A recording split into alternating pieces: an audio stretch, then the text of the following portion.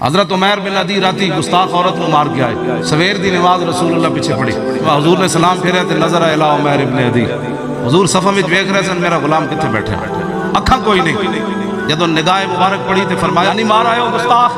قال نعم بے ابی انت یا رسول اللہ۔ یہی بھونکتے رہنا جی، ممتاز جب کہتا ہے مارا تو ہم کیا کریں؟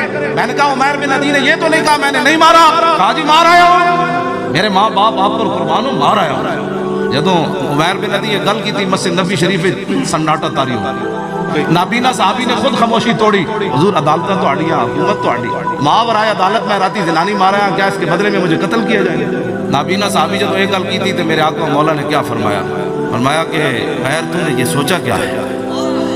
گستاخ کو مارنے کے بعد قانون تو نے ہاتھ میں لیا ہے تو ہم اس کے بدلے میں آپ کو کچھ کریں گے؟ فرمایا لا ینطق فی انزان، فرمایا قیامت تک جب میری عزت کا مسئلہ آئے گا نا تو دو بکریاں بھی کبھی اختلاف نہیں کریں گی۔